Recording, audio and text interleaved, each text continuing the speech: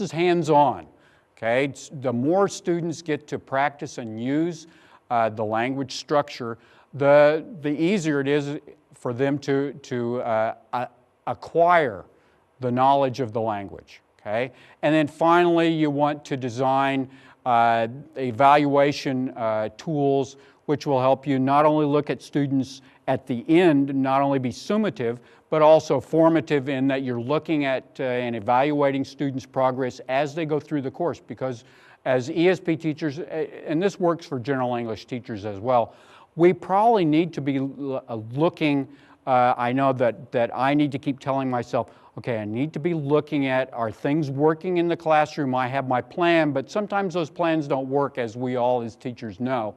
So you need to be adjusting yourself, and it's important that you evaluate what's going on in the classroom as you move on, okay? So this facilitative language structure. How do we need to set functional and situational objectives? Now, I'm going to ask you a little later on a question about functional and situational. So we're going to start off here. I've got another, we've just got a lot of these acronyms. So I do an activity with my class called Crazy About Acronyms, and really, you get kind of crazy about acronyms after a while. But another acronym for us today, SWABITS. Okay, I kind of like this one, SWABIT. I like the way that sounds, okay? SWABIT stands for Students Will Be Able To. It's simple. I tell my students, I give my students another acronym, KISS, and I try to remember this all the time as an English teacher, KISS. KISS is, do you know what KISS is? I'm looking here. KISS stands for Keep It Simple. Originally it's Keep It Simple Student, or Stupid, I'm sorry. I've changed it to Keep It Simple Student because I don't like stupid, okay? So keep it simple. Simple and direct is usually the best way to go in most cases. So students will be able to, SWABIT. And then you say, what will students be able to? Students will be able to, in my case, for my physical education students, students will be able to give instructions. So you consider the needs of your students and what area of language of English do they need to focus on? When do they use that English? Okay? And what are they interested in? So you're getting motivation, needs in here. And then you choose a function similar to the ones, and I've got a list of several functions here, innumerable functions. Let's see. Oh, yeah.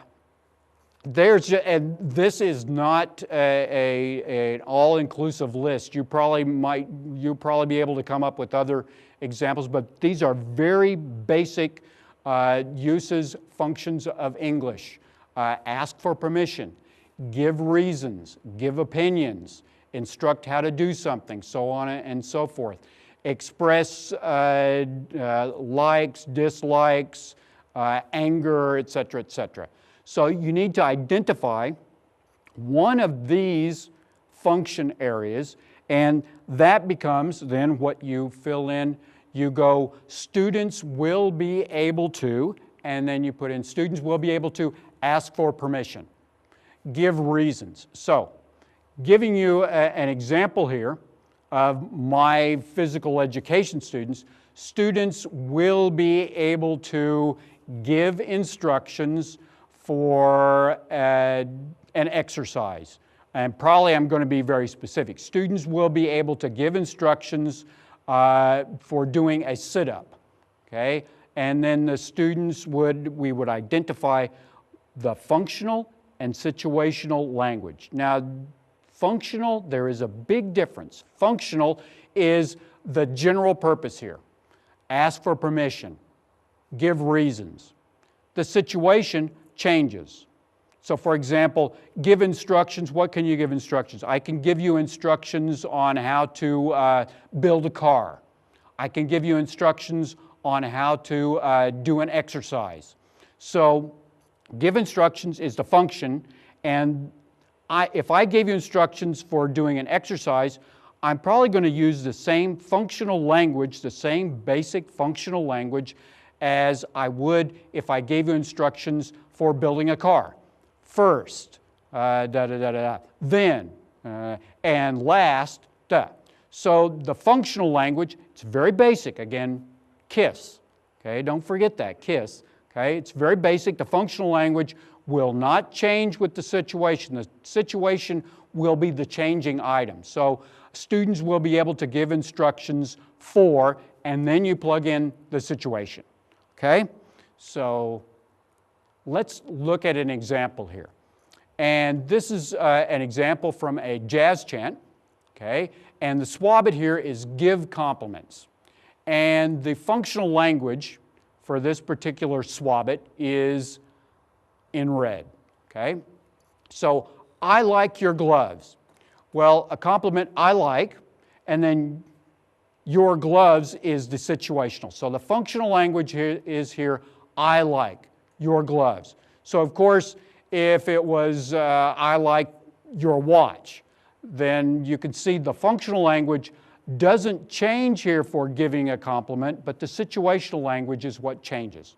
Okay, so the difference between functional and situation is that the function stays the same no matter the situation. Okay, so I like your gloves. Are they new? Oh no, I've had them for years. Where did you get them? I got them in London. They're beautiful. So I've got here in this little dialogue, in this short dialogue, I've got 2 examples of the SWABIT. Students will be able to give compliments. And the functional language, again, it's very simple. I like and they're beautiful. Okay? And then the next dialogue, I like your ring. Now, I could change that up. I might say, I think your ring is excellent. It's great. Okay, so the functional language here, it's great. That's just one little short sentence, like it's beautiful. Okay, so I've got the functional language, I like your ring. Again, your ring, it's the same structure as before. I like your gloves. I like your ring. So I'm giving compliments. That's the function, and the situation is changing. Is it new? Oh no, I've had it for years. Where did you get it? I got it in India. It's beautiful. So there where it's they're beautiful, the gloves, plural, okay? Your ring is singular, so it's beautiful.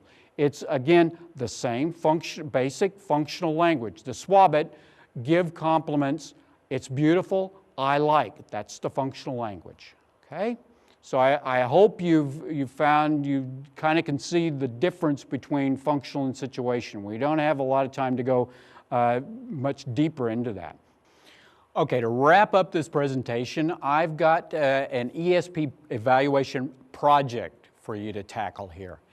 And first, I need you, for this project, I need you to select one of those problems from Activity 2 that you whittled down. The class had some major situations and the language functions. Okay, I need you to select one of those situations. And then from that, you're going to create a SWABIT. For example, students will be able to answer a company phone call. So this might be an ESP class for secretaries, so students will be able to answer a company phone call. Okay. Then I want you to prepare a very brief, not a very long one, detailed, one-page paper. And in this paper, identify an ESP area where this SWABIT would actually be used. Okay. And then I want you to identify the functional and the situational language that's needed in this SWABIT. And then I want you to create a lesson plan for a production activity. And when I mean lesson plan, that's again KISS, procedure and objectives, and then why you're doing this. We have the objectives, but there's also a justification. This particular activity helps students, it's embedded, context embedded, it moves it into quadrant 3, et cetera, et cetera. So you're going to create a lesson plan, again brief, for a production activity, and it could be a free or controlled production activity for the SWABIT that you wrote earlier. Then orally present your lesson plan to the class, and your presentation should be brief. You're just going to describe from, this should be like you're thinking, one teacher to another teacher. I'm explaining what's going on in this particular method, et cetera, et cetera.